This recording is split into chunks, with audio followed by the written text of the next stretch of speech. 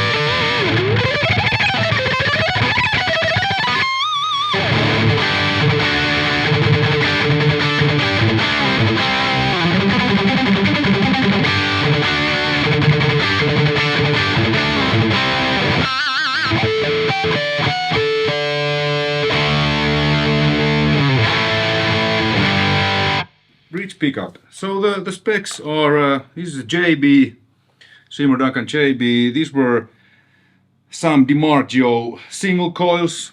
I'll put the link to the Charvel's website where you can check out the specs in more detail, also to Music's website. So thank you, Musics, for letting me borrow this guitar and check this out. So this isn't mine. I will return this to Music after I have filmed this video. And maple neck, shaved maple neck.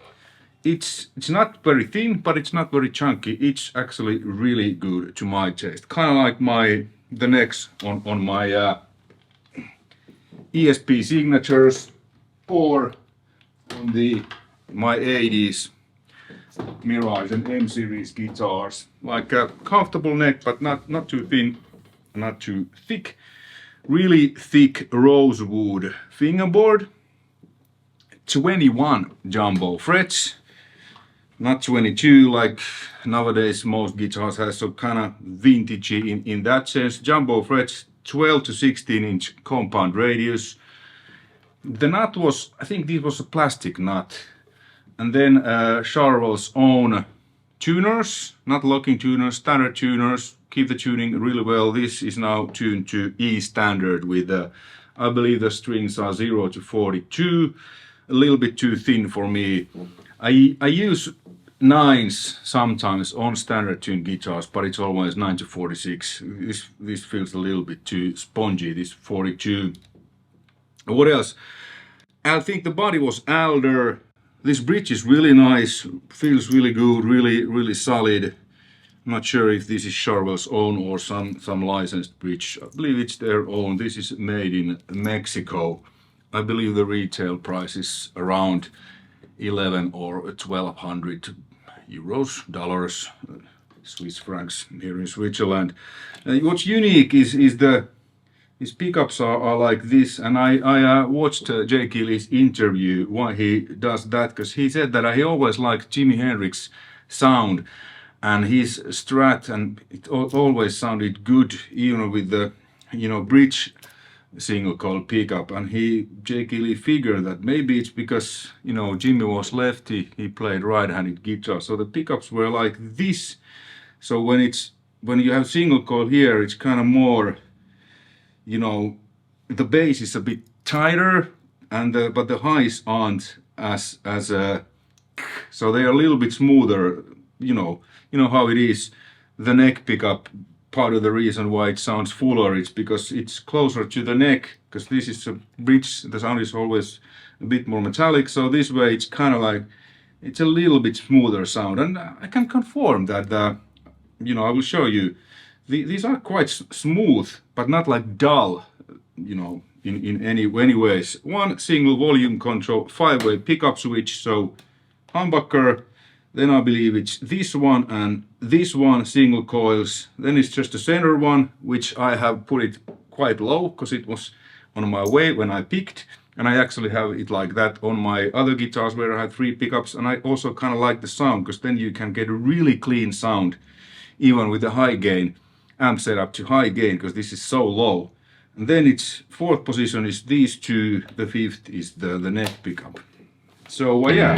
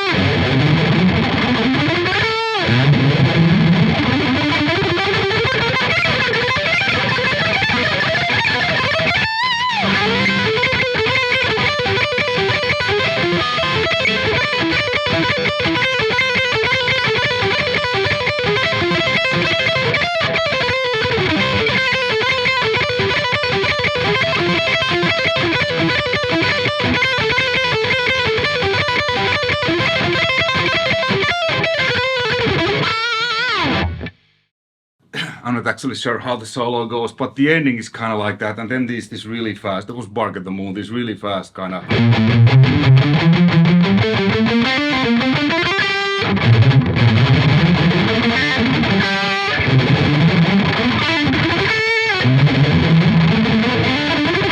And then it's kind of like.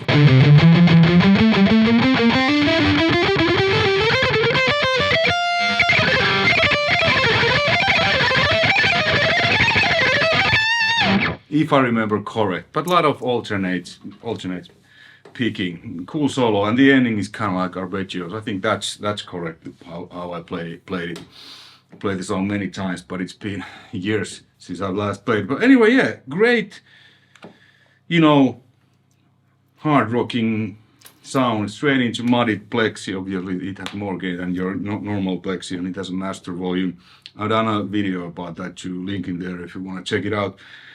And then let's go through the other sounds with the overdriven high gain sound.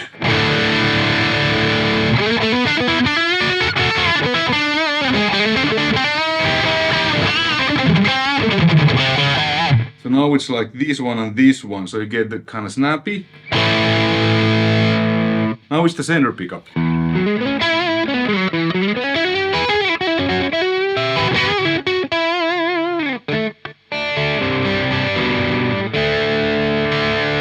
You know, you get almost clean sound when I put it that low.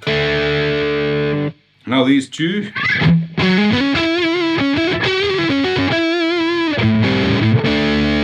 Then the neck pickup.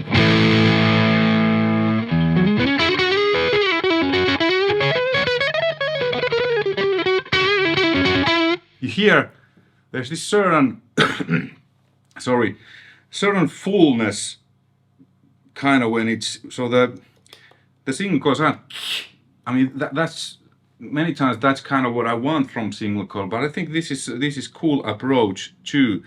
So the single coils, they sound a little bit smoother this way. So yeah, it's not just aesthetics, I think.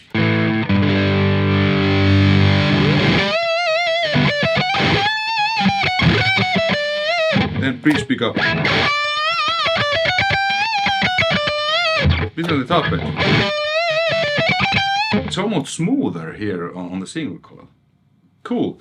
Okay, then let's check out the completely clean. So now it's the ADA MP1, the solid state clean, which is kind of like Roland JZ120. I have a little bit chorus in there. So let's play something J. Keeley clean.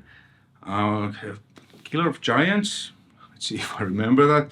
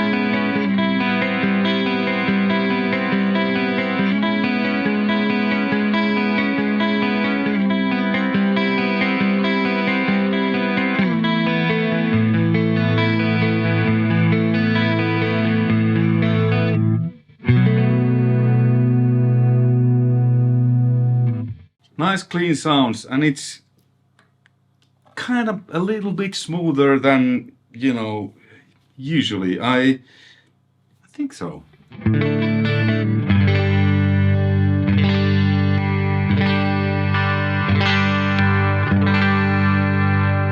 So the top end kind of stays similar with all pickups, because many times you have a humbucker, then the single coils can be so, and obviously it's because of the pickups. Jake E. Lee has obviously thought about this. So, you know, JB, it's kind of aggressive humbucker, and then these DiMarzios, I can't remember the model now, but the info is on the website. So they pair really well with the Duncan.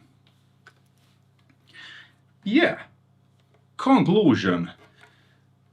I think this is a really good guitar, especially for the price, a little bit over 1,000. You know, you get a solid workhorse, great pickups, the neck is great. This is obviously personal preferences. I really like the neck, the jumbo frets, the compound radius. The pickup sounds great. I mean, yeah. Obviously there's no Floyd, so, you know, if you want a Superstrat without a Floyd, this is a great option. It sounds really...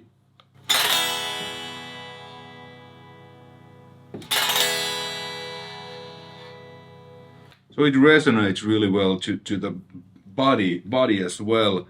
And I didn't do anything to this. I just tuned this and it was ready to go. The fretwork, at least on this particular one, is really great. It's smooth. I like it a lot, especially for the price.